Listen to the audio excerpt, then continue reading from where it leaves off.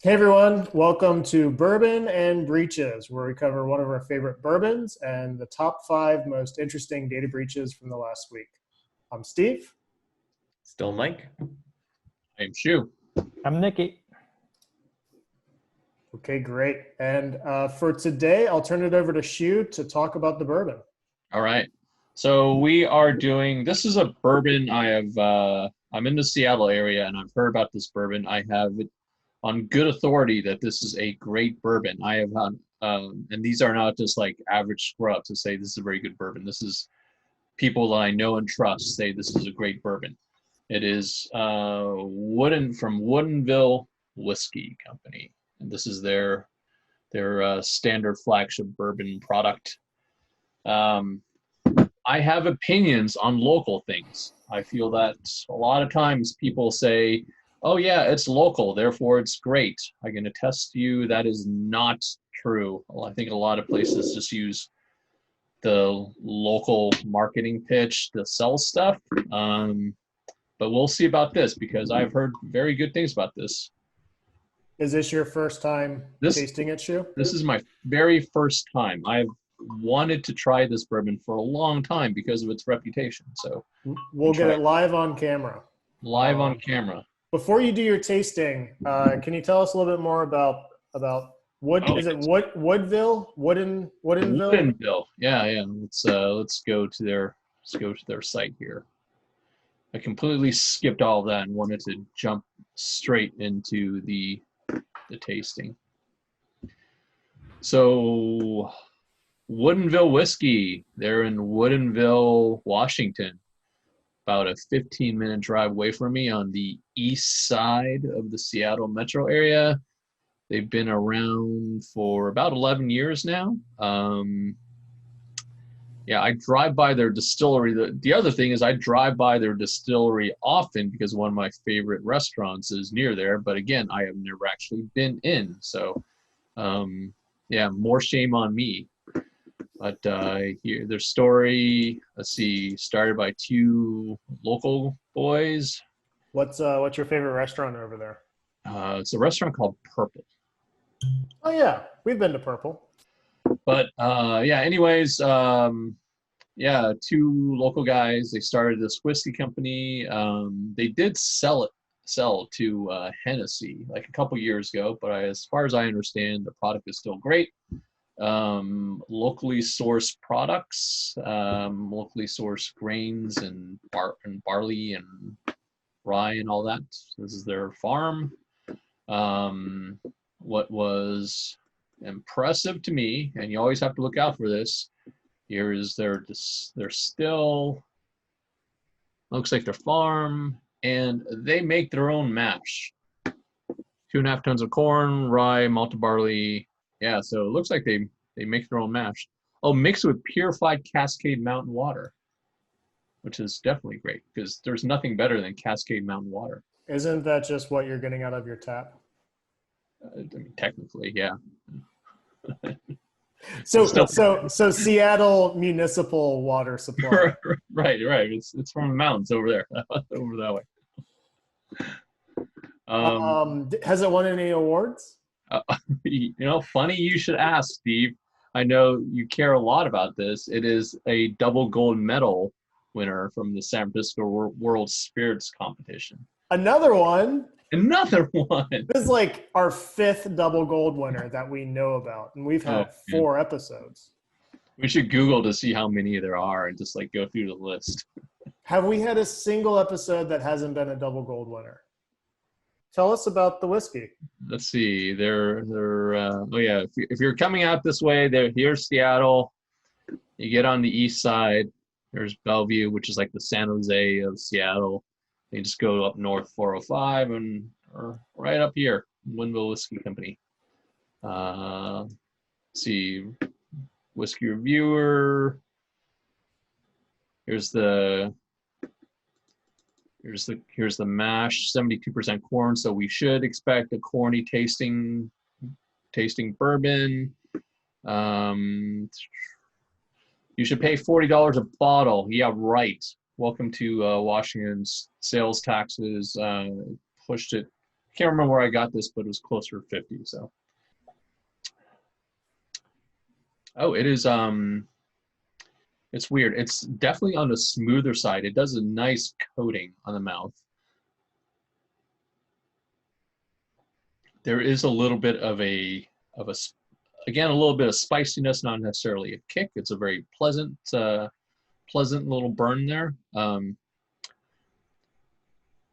From the mash bill, I would expect it to have some rye spice and then some caramely malt to it. Definitely caramelly, a little bit spicy. It doesn't taste as corny as I would expect with all that corn. So 72% is a lot of corn. But yeah, I don't taste it. It's I've tasted there's been some bourbons where you're like, wow, that's a lot of corn. And I can't say that's this is one of them. It's definitely very caramelly, and it's more on the sweeter side than the spicy side, but the spiciness is there. So would you recommend as a daily sipper? What do you think? this could be a daily sipper. Yeah. This is not an unpleasant whiskey, and I will probably buy it again. I should just go in there one day and say, hey, I finally tried your bourbon. It's a pretty good bourbon. That's the Shoes brand of approval. Not unpleasant. It's pretty good. Yeah. I'm okay with this. All right. Let's jump right in. To the breaches. First breach we'll be covering comes by way of comicbook.com. Xbox Live bug leaks private information to hackers. A new Xbox Live bug has been discovered that allowed hackers to obtain the gamertag email addresses of Xbox One, Xbox Series X, and Xbox Series S users. Microsoft initially didn't seem very concerned with, because while the breach leaks emails, it's the only information that was leaking. What do you guys think? Is this another reason to just go with a PS5? I am shocked that Microsoft was not concerned about this breach. I mean, with so many breaches, isn't it safe to just be able to say that? Like, hey, don't worry, this isn't the worst that could have happened? It's like... yeah. It's that's the wrong response. I think that's always the wrong response, is to try to downplay the seriousness of the breach. It's only your email address and your account information. What could a hacker ever do with that? Send a SWAT team over to your house. Yeah, I was going to get on my high horse and talk about PC gaming over console gaming, except then I also remember that Steam had a pretty big hack a few years ago too. So yeah, can't throw rocks in glass houses. Can we all agree that saying it's not a big deal is the worst way to respond to a data breach? Like, let's just say, whoops. Like, even whoops is better. Like, or we fixed it immediately, it's no longer a problem. That's better. Saying like, well, it's only emails. Like, that's the worst. Bad. Yeah. It makes us not believe that you truly understand the importance of securing data. Agreed. Definitely agree. Number 2, headline from Thread Post reads, Tesla hacked and stolen again using key fob. Again. So researchers from the Computer Security and Industrial Cryptography, an IMEC research group at the University of Leuven in Belgium, discovered a major security flaw in the key fob of the Tesla Model X, the small device that allows anyone to automatically unlock the car by approaching the vehicle or pressing a button. I mean, top points of this is the third time that flaws were found in their system. And there's actually one badass who is tied to all of these, and it's a PhD student, Leonard Wouters. I'm going to guess it starts with a W. But Leonard has shown issues twice previous. These are very expensive cars, $40,000 to $100,000. the issue is found with the fob using Bluetooth because they wanted to add a feature where it would connect to people's phones. But at this point, with Tesla killing it right now, what do you guys think about this sudden recent breach? Oh, I guess security feature, this issue. I would expect Tesla to have better security if I'm going to pay at least 40 grand for their car. I would totally expect them to try to come up with something cool, overreach, and not deliver it properly is about what I would expect. So it's very on brand. Well, there goes our sales opportunity with Tesla. Yeah. No, Teslas are great cars. They're beautiful. I love everything they're doing with the self-driving and learning from all the hours on the road. But yeah, they have so much technology that they have to spend more on security, and they should have teams like this guy that are trying to red team the Tesla, right? And maybe they do. And if they do, then hire this guy because he's clearly finding stuff that they can't find. I feel like this is a big deal, except when you look at every other car and how you can pretty much hotwire any other car in like a minute. So. One final note on that. I'll add one final note on that. Signal stealing from key fobs have been around since day one. I mean, I backed a Kickstarter project, a flipper project that can steal signals. This is not something new and novel here. The protocols have been reverse engineered. It's very easy to do this. Any car manufacturer should be aware of this these days. Yes. Yeah, but the old key fobs worked on basically radio, and then this one is using Bluetooth, and that's why it's in trouble. Bluetooth is the problem. Stop using Bluetooth. Yeah. Bluetooth is great for like music, and that's it. Don't use Bluetooth for like starting or driving a car. Keep that in there. Keep that statement in there. That's the gem. All right. All right, so we ready for number 3? Walmart exclusive router and others sold on Amazon and eBay contain hidden backdoors to control devices. Looking through the article, there has been evidence found that these backdoors are being actively exploited. There's been an attempt to add the devices to a Mirai botnet. Explains what Mirai is. It's the malware that infects devices connected to a network, turns them to remotely controlled bots as part of a botnet, and uses them in large-scale attacks.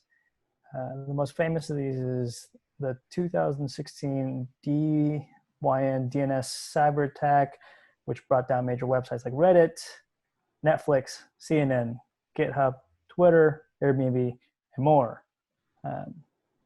After Cyber News reached out to Walmart, they got a representative that basically told them, thank you for bringing this to our attention. We are looking into the issue to learn more. The item in question is currently out of stock, and we do not have plans to replenish it, which is a great plan of action. What do you guys think? So I said this when I first saw this. I feel like this is a marketing problem because a exclusive router provided through Walmart from China, it has only one backdoor. That's a feature. Yeah, feature or bug. So I feel like if you're buying a $20 router from Walmart directly from China, you know what you're getting into. I mean, I'm surprised that it even made it into the country. Wouldn't it be on one of the banned lists? Like currently Huawei is banned, and they have only a few backdoors in their system. So I still think it's funny that they're sold out. Somewhere in the in mid Texas, there's a refrigeration system 100% remote controlled from Beijing. Yeah. Yeah, it's they're out of stock, which means it was a super cheap router, really good deal, and only one back door. And it's been discovered. So in theory, like you're getting a perfectly clean router after they apply the patch. Relatively speaking, this is a very clean router. After they apply the patch you know about. I think that a lot of this pales in comparison to what we're going to see with 5G. The whole premise with 5G is you no longer need home internet, you no longer need a home router. All devices just connect to 5G. And that's so scary because you think of all the IoT devices that are currently only being, they're only protected by a home router that has some sort of filtering capability. I don't trust my Nest thermostat. I don't trust my cameras. I don't trust, the switch that turns on and off my TV. They're all dumb devices, poorly made. And with 5G, everything's going to connect to a public internet. Even if it's local, it's still not going to be controlled to your house. And so I think this story will be quaint in just a few years because once we all switch to 5G, there is no home network. There is no concept of a firewall unless you explicitly put one in there. Otherwise, everything just goes direct to the 5G network, and it's a free-for-all.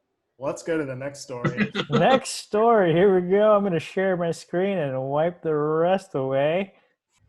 Headline reads, Sophos notifies customers of data exposure after database misconfiguration. UK-based cybersecurity vendor Sophos is currently notifying customers via email about a security breach the company suffered earlier this week. They say, on November 24th, 2020, Sophos was advised of an access permission issue in a tool used to store information on customers who have contacted Sophos support, the company said in its email to customers. So they were just saying, hey, sorry, this happened. Exposed information include details such as customer first name and last names, email addresses, phone numbers. If they gave the phone number, they didn't need to. But this is the second major security incident Sophos had dealt with this year. Back in April, a cybercrime group discovered and abused a zero-day in the Sophos XG firewall to breach companies across the world. The attackers deployed the Asnarok Trojan, cool name, and once the zero-day was publicly disclosed, they attempted to deploy ransomware, but eventually failed. Doesn't look like things are looking good for Sophos, but they are making their attempts to notify all their customers. What do you guys think about this one? There's a lot to unpack. Database misconfiguration. It's not good. Don't expose the database to the internet. At least they had to get through a zero-day in order to break into, right? Well, that was the one in April. Oh, this was not. That was the first one. Yeah, that was the first one. Yeah. The first one could have been, the one in April could have been really bad. It looks like it just. This current one was because of an access permission issue.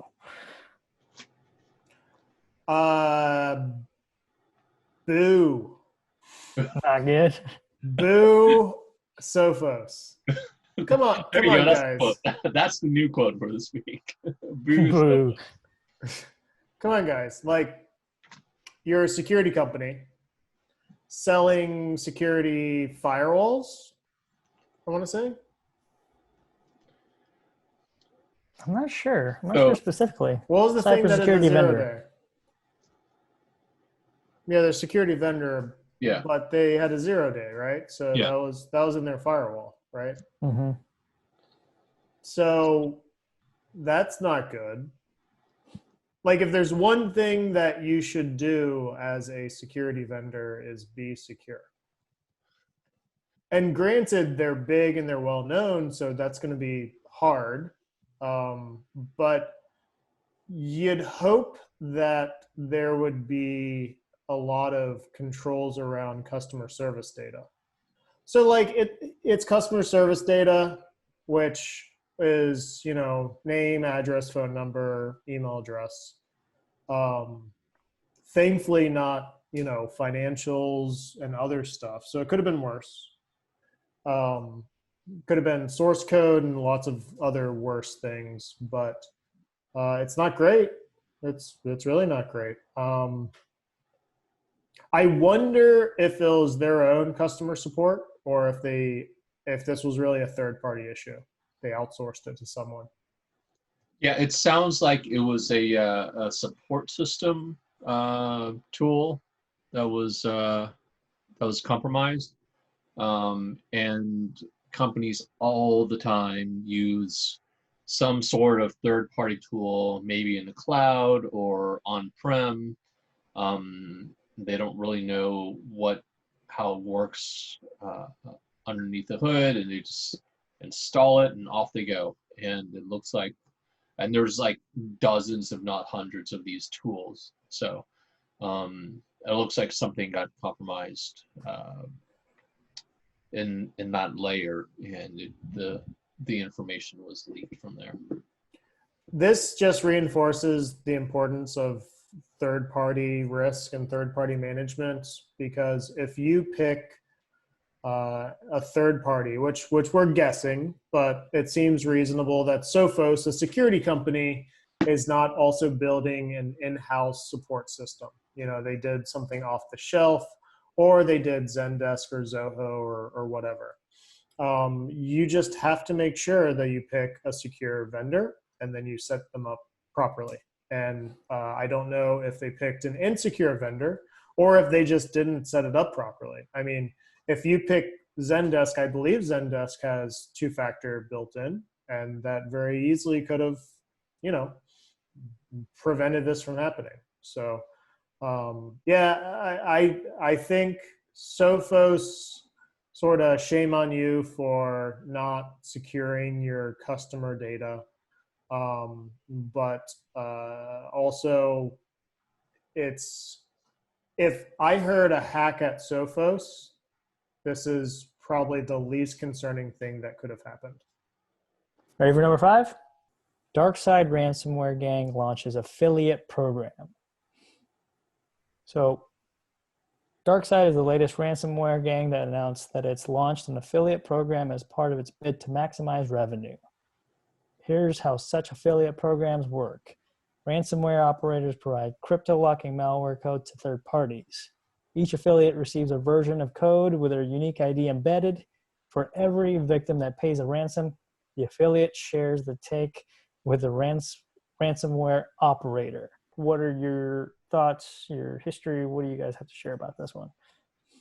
So we track a lot of these, including ReEvil, SunCrypt.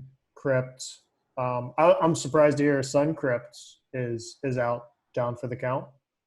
That's surprising. They just make too much money, and then I felt like they had the best name. I appreciated their name. It also sounded very cheery. SunCrypt. Yeah. Just, it's like Sunkissed, but for encryption. We obviously see ReEvil all the time. I think ransomware is having a moment, but it's also an inflection point. I think in a year, we're going to either have 100 different ransomware varieties or 2. So with affiliate programs, it makes complete sense. If you're good at breaking in places, break in places, deploy our ransomware, we'll handle the transaction, the payment, the ransom, and you take 25%, right? So it makes complete sense. Division of labor, you know, ultimately this is an economy, and the dark net economy is thriving.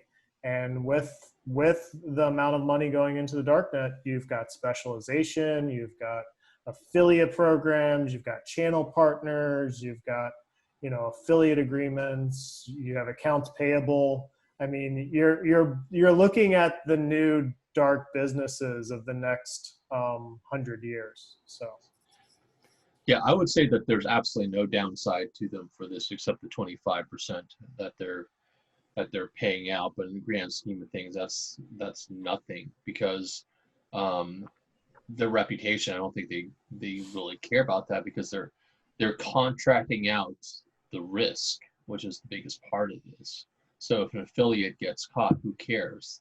All they've set up is this barrier between them and the affiliate in terms of risk. So they're happy to give up 25% of it. So I think for them, it's a very smart move.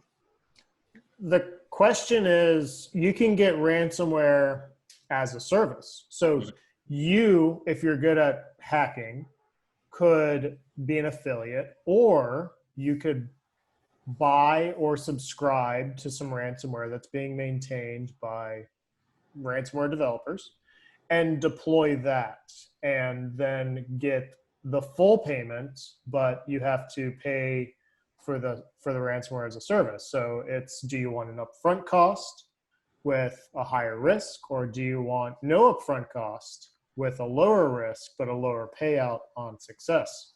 And I bet, you know, the best hackers, as part of the affiliate program, they get a higher rate. You know, you got to keep those top producers happy. This is sales economy 101. So, I mean, this is the beginning of a trend that, if it takes off, could establish certain varieties of ransomware as leaders. You know, if you have an affiliate program, that means more money to you, that means more developers, that means more development, that means a more attractive offering. This is the Wild West and the gold rush all together in ransomware. And I think one of these ransomware varieties will make $1 billion in a year. This reminds me of friends in high school that would spend more time figuring out the right way to cheat, or the best way to cheat, rather than just study. And it's like, either you could study for an hour, or you could spend 2 hours writing, you know, the entire test on one, you know, square inch of paper, so you could cheat on it later. Very interesting stuff. What friends did you hang out with? Nice. A lot of cheaters. A lot of dummies.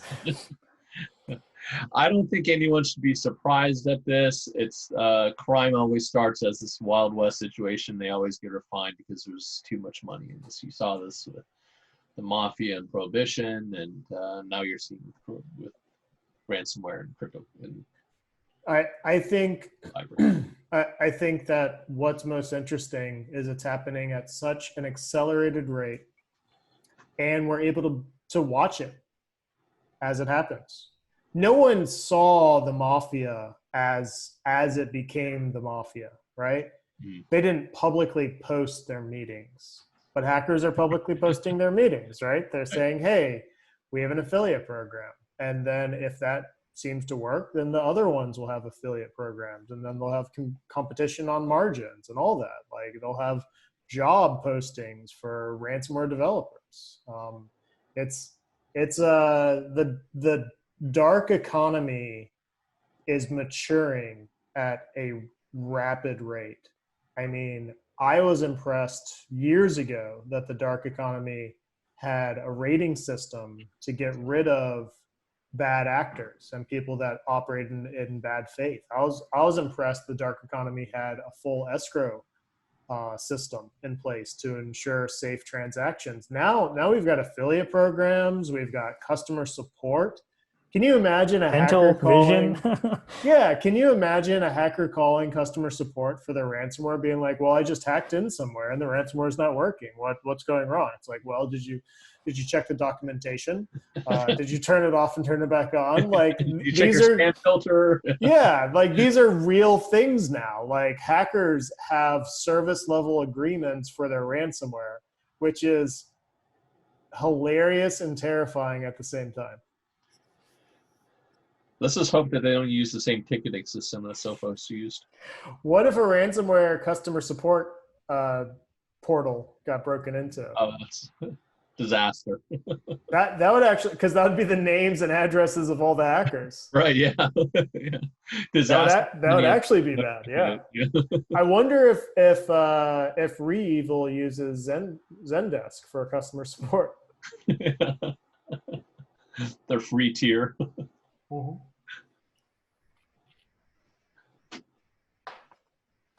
Well, this was an exciting one. Good episode, guys. Good job, guys. All right. This has been a Bourbon and Breaches. If you enjoyed this episode, please like, subscribe, follow Tick and Talk, our episode and channel. And if you have any suggestions, we'd love to hear them. Any bourbons or breaches that we've not covered, you can write us at contact@hacknotice.com. And until next time, cheers.